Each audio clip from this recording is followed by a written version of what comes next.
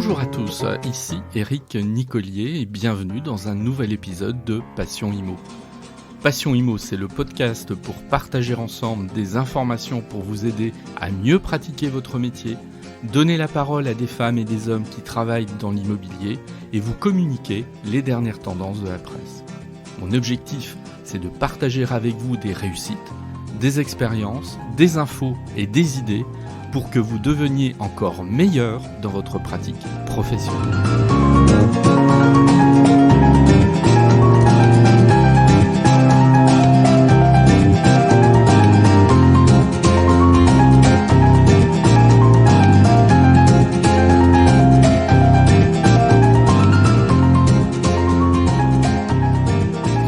Bonjour à toutes, bonjour à tous. Bien, alors je suis très heureux de vous retrouver après de longues semaines d'absence et je vais vous expliquer. Mais avant de vous donner cette explication, je vous présente évidemment mes meilleurs vœux pour cette année 2021. Elle vient tout juste de démarrer. Moi, au moment où j'enregistre cet épisode, la reprise n'a pas encore eu lieu. Nous sommes dimanche, donc j'en profite encore un petit peu. Alors, pourquoi j'ai été un peu long ? Tout simplement parce que pendant la période de confinement, ceux qui m'écoutent régulièrement savent que je suis enseignant en droit immobilier et en fiscalité, que je fais pas mal aussi de formations auprès d'agents immobiliers, et que quand on fait ce travail à distance, c'est extrêmement prenant parce que on est très sollicité, notamment par les étudiants, et c'est tout à fait logique, hors heure de cours, parce qu'on ne fait pas un cours de la même manière à distance que quand on le fait en présence dans une salle de cours. Donc ça demande beaucoup de temps et j'ai pas eu vraiment le temps de me consacrer à ce podcast, et il est logique que ma priorité aille à mes étudiants et mes stagiaires plutôt que ce modeste podcast. Voilà. Bon, donc voilà l'explication. Je renoue avec un épisode. Alors, en fait, il va s'agir de deux épisodes et je vais vous expliquer. Je me disais, mais de quoi je vais bien parler en ce début d'année ? Eh bien, en fait, je vais décerner mes flops et mes tops en matière immobilière pour l'année écoulée. Alors, comment j'ai procédé ? J'ai identifié 5 flops qui vont être ce qui, pour moi, sont des ratages, voire des éléments inquiétants en matière immobilière. Et puis j'ai identifié 5 tops, c'est-à-dire des réussites, des éléments positifs. Bon, alors comme ça, il y en aura pour tout le monde. Alors pour autant, je voudrais faire une petite mise au point quand même. Il ne s'agit évidemment pas de viser tel ou tel, d'incriminer tel ou tel. C'est plutôt des situations en définitive, et je suis quelqu'un d'extrêmement mesuré à ce sujet-là, et donc voilà, mais je vais m'en expliquer. Alors, 2 épisodes en fait, parce que ça aurait été trop long à développer, puis je suis un peu bavard parfois dans mes explications. Premier épisode aujourd'hui, les flops, et puis d'ici quelques jours, je mettrai en ligne le nouvel épisode, plus positif bien sûr, où là je présenterai les 5 tops de l'année 2020. Allez, on démarre par les flops.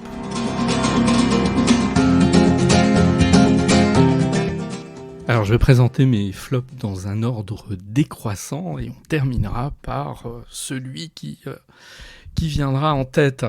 Alors, flop numéro 5, c'est le caducé des agents immobiliers. Alors je vais revenir un petit peu sur l'histoire pour que tout le monde comprenne. Fin 2019, la FNAIM, au cours de son congrès national, présente en fait un symbole, on appelle ça un caducé, qui est destiné à être apposé au fronton des agences immobilières. L'idée, je l'ai trouvée plutôt très intéressante, donc je ne critique pas en soi le principe, parce que j'avoue que j'étais un des premiers dans mes différentes cours et formations à présenter ce caducé. Ça permettait en fait, l'idée de la FNAIM était toute simple et fort louable, c'est dire voilà, les agents immobiliers sont une profession qui a grandi en maîtrise, en expertise au fil des années. Et donc, cela permet de par un signe distinctif, de montrer cette expertise comme l'ont les médecins, comme l'ont les notaires, c'est là où ça va poser souci d'ailleurs, ou les huissiers de justice, etc.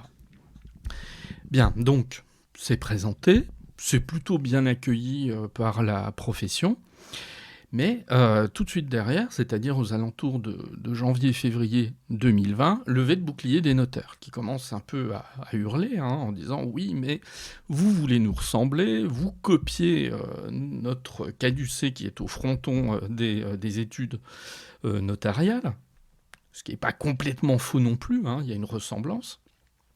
Et donc, nous, on n'est pas trop d'accord. Selon nous, c'est-à-dire tel que l'expriment les notaires, vous instillez une confusion, et ça, il n'en est pas question. Alors, au point que le Conseil supérieur du notariat engage une action en justice, on va quand même très très loin dans le conflit. Début juillet, le tribunal judiciaire de Paris, qui a été saisi sur cette histoire de caducée, donne tout simplement raison au notaire. Voilà. Alors là, on est sur un jugement extrêmement clair en disant, voilà, je résume, évidemment, c'est pas ce qui est écrit comme tel dans le jugement, mais vous avez voulu créer en fait un emblème qui ressemble trop à celui des notaires, et donc vous ne pouvez pas faire ainsi. Et donc on vous interdit en fait de la poser au fronton des agences immobilières. Donc, la FNAIM tient le discours suivant. 1. Elle déconseille aux agences immobilières d'apposer ce caducée. 2. Elle fait appel du jugement. Et troisièmement, la FNAIM dit nous allons réfléchir à un nouvel emblème qui peut-être remplacera en fait cet emblème que nous avions créé, qui s'appelait Vesta, de manière à peut-être à éviter cette confusion. Bien, alors, pourquoi un flop ? Parce que moi, ce qui me désole un petit peu dans l'histoire, ça sous-entend quand même que ce caducée a été créé sans qu'il n'y ait la moindre concertation en fait avec les notaires. Donc on a un peu l'impression que la FNAIM, syndicat au demeurant extrêmement respectable, c'est pas la question, a créé en fait ce caducée sans véritable concertation, sans se rapprocher des notaires, ce que j'aurais trouvé plutôt intéressant en définitive, et plutôt de bonne aloi. Bon. Alors donc c'est ce premier flop que je décerne, parce que dans l'histoire, ce qui est un petit peu dommage, c'est que quand on a un échec de ce type, parce que c'est un échec manifestement aussi en termes de communication, c'est qu'il va être extrêmement difficile pour la suite de revenir en fait avec un nouveau caducée. Voilà, là il va y avoir une méfiance, donc on est un petit peu cassé, je trouve, ce qui au départ était une excellente idée.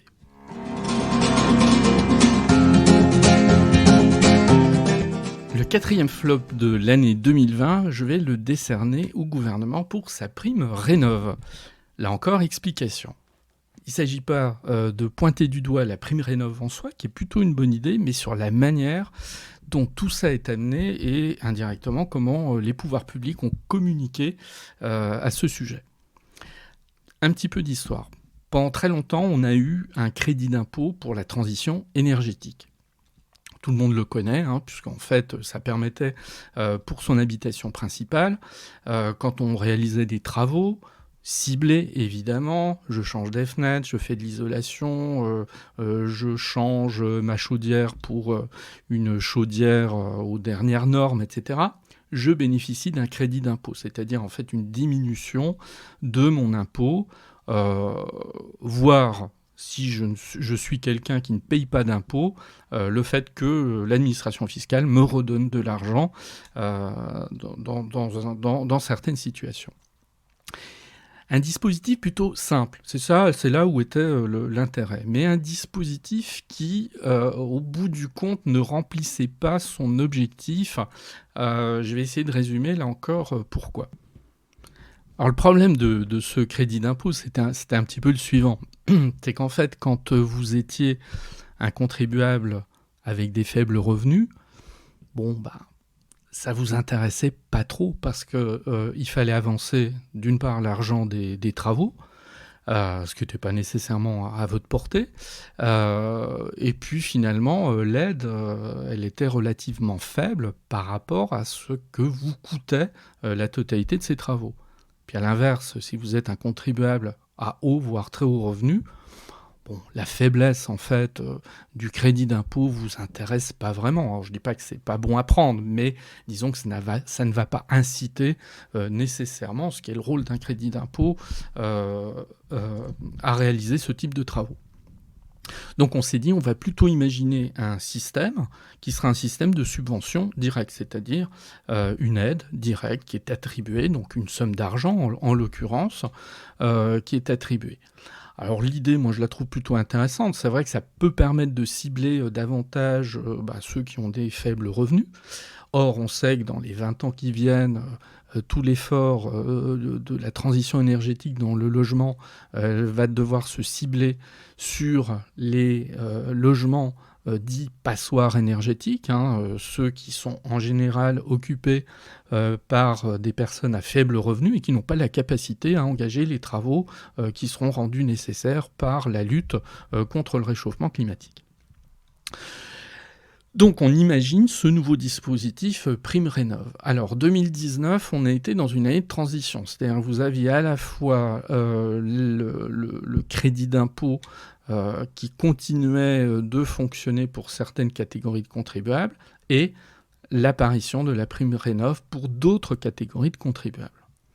Un truc d'une complexité rarement vue. Une usine à gaz. Vraiment une usine à gaz comme j'en ai rarement vu sur le plan fiscal, et Dieu sait s'il y a des usines à gaz sur le plan fiscal.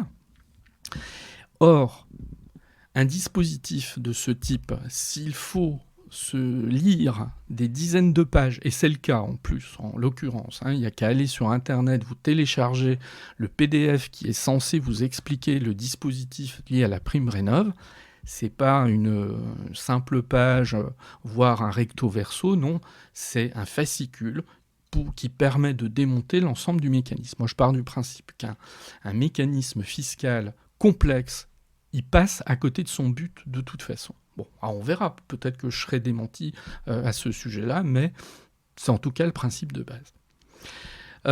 Donc, le gouvernement imagine un nouveau dispositif qui démarre là, au 1er janvier 2020. Donc, on ne parle plus du tout du crédit d'impôt pour la transition énergétique. C'est terminé. Maintenant, c'est la PrimeRénov' qui fonctionne à plein et qui va donc venir aider directement les ménages qui réalisent des travaux. Alors, plus uniquement dans leur habitation principale. On étend le dispositif et ça, c'est plutôt intéressant. Mais le dispositif reste toujours aussi complexe. Et là, je ne comprends pas. C'est-à-dire, moi, j'étais naïf peut-être en me disant on était en 2019 sur une année de transition, on va essayer de créer quelque chose de beaucoup plus simple. Et là, c'est complètement loupé. Donc, il était logique que ce 4e flop aille à la PrimeRénov'.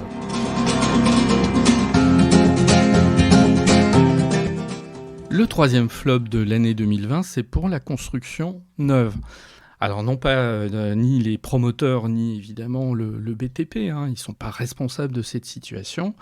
Ils ne font qu'encaisser une situation conjoncturelle, malheureusement compliquée, mais qui n'a fait que renforcer des difficultés structurelles. Alors je ne veux pas vous abreuver de chiffres par rapport à ça, mais simplement dire que de toute façon la construction neuve en France, elle souffre d'une difficulté depuis très longtemps. On ne construit pas assez. Il faudrait en gros construire 500 000 logements chaque année pour répondre aux besoins extrêmement importants de la population pour se loger. Et on en est évidemment très très loin. Donc on part de toute façon de ce constat. On avait déjà constaté sur 2018 et 2019 que les mises en chantier, tout simplement, les demandes de permis de construire n'étaient pas au beau fixe. Et évidemment, quand le Covid arrive, ça n'arrange rien. Alors ça n'arrange rien. Pourquoi? Parce qu'autant pendant le deuxième confinement, il n'y a pas eu, d'arrêt, des chantiers, hein. Les chantiers, ont continué, bon évidemment un peu plus difficilement qu'en temps normal, mais l'activité ne s'est pas arrêtée, ce qui était le cas en revanche lors du premier confinement où une majorité de chantiers étaient à l'arrêt et il n'a pas été possible, évidemment de rattraper ce retard considérable, sur le reste de l'année 2020. Deux chiffres qui sont assez inquiétants quand même pour la suite, c'est les ventes. Le total des ventes de logements neufs, puisqu'en fait, on va être en gros en 2020 à une baisse de quasiment 30% sur l'année dernière. C'est-à-dire sur l'année dernière, sur l'année 2019, une baisse de 30% des ventes de logements neufs. Donc évidemment, c'est extrêmement mauvais. Est-ce que le secteur est sinistré? J'irai pas jusque-là, mais il faudrait pas grand-chose pour que des difficultés dans les entreprises apparaissent.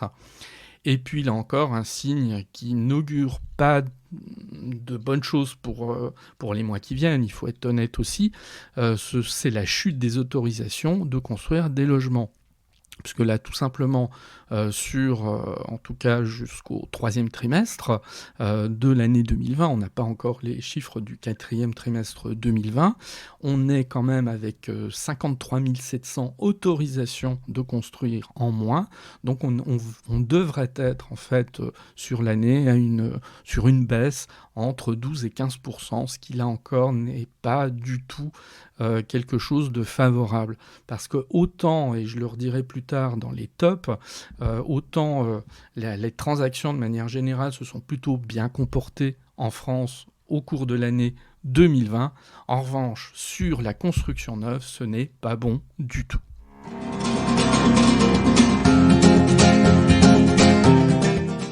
Mon avant-dernier flop, donc le quatrième, alors il va au nouveau maire vert de Bordeaux et de Lyon en particulier.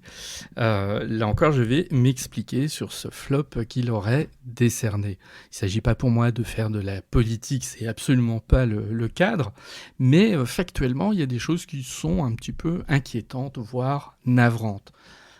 Il y a quelques minutes, je vous ai dit que le flop que je décernais, c'était à la construction neuve en France, qui pose vraiment souci. Le secteur a besoin d'être soutenu.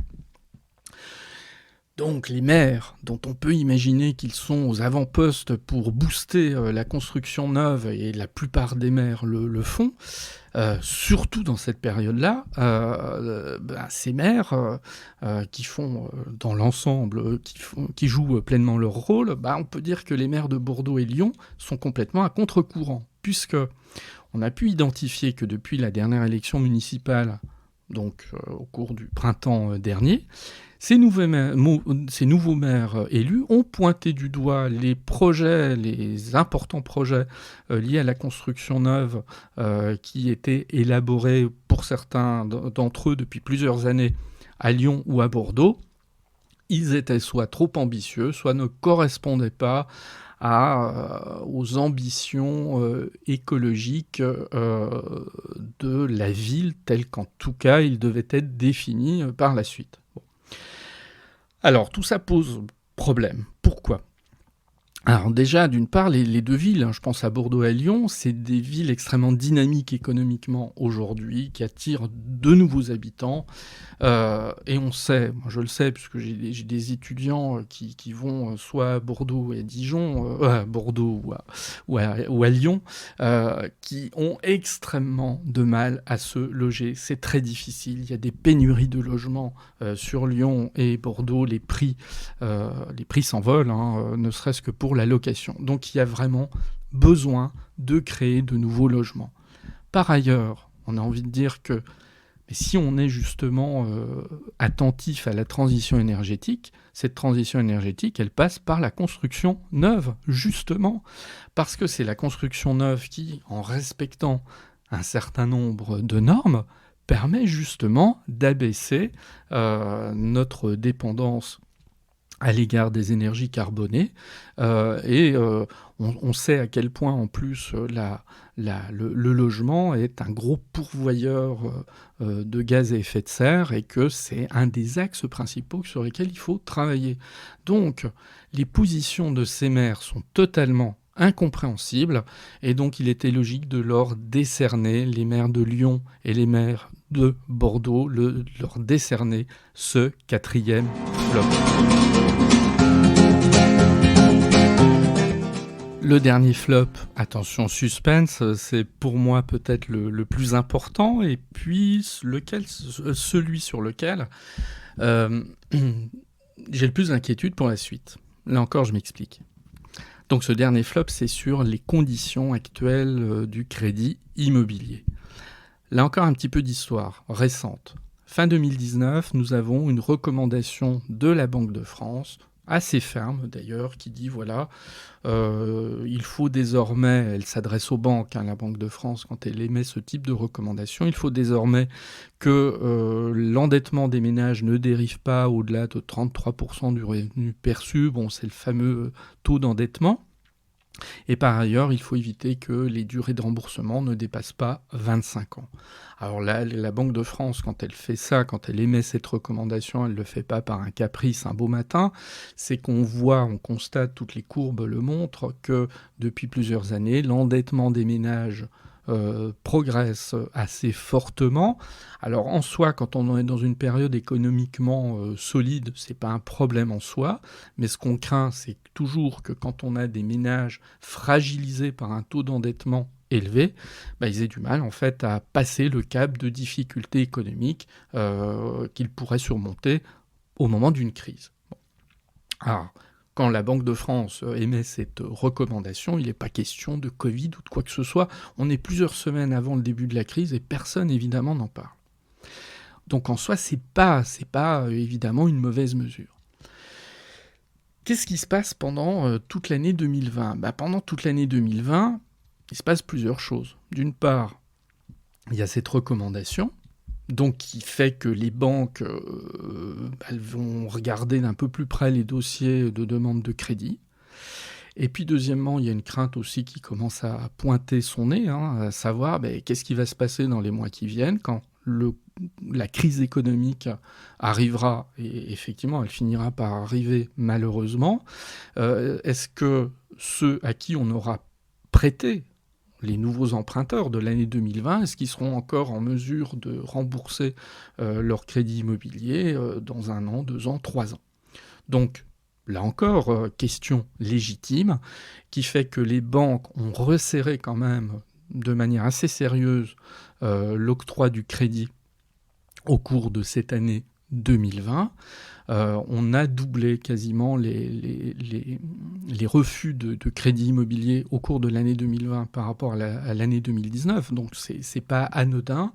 Et tous les agents immobiliers le constatent aujourd'hui. Des dossiers qui seraient passés il y a 1 an d'acquéreurs avec de conditions plutôt modestes, avec un petit apport, et qui seraient passés il y a 1 an, aujourd'hui, ils passent difficilement, voire ils ne passent plus.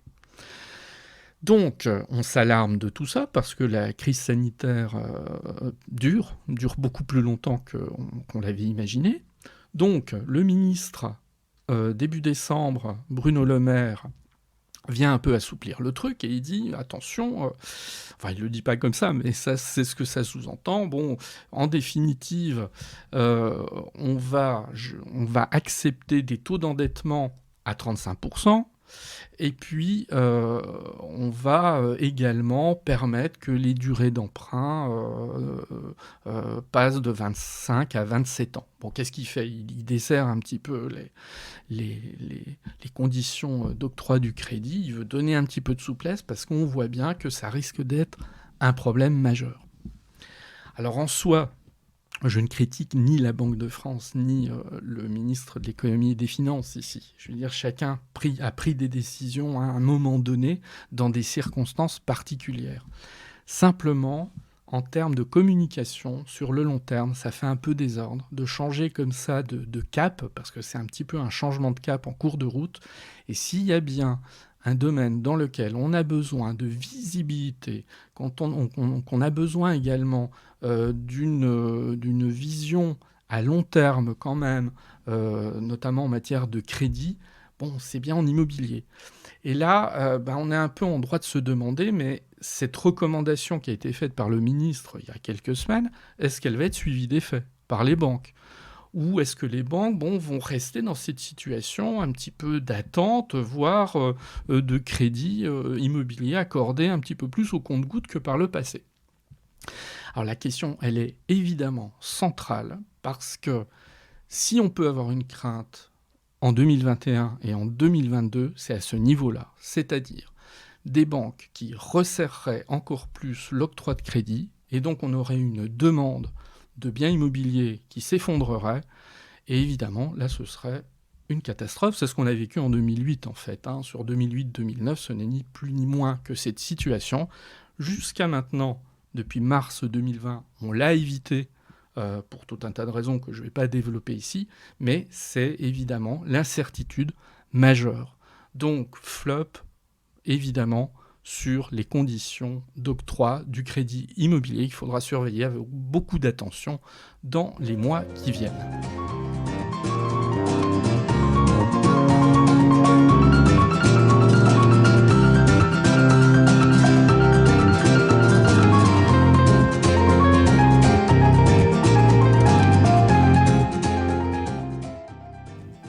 Merci de m'avoir écouté. Vous pouvez me retrouver sur mon site internet www.nicolier.org. Il est possible aussi de me suivre ou de me contacter sur LinkedIn, Éric Nicolier tout attaché. Et puis vous pouvez aussi me soutenir en vous abonnant à Passion Immo sur Apple Podcasts, mais aussi sur les principales plateformes de podcast. Je vous dis à très bientôt.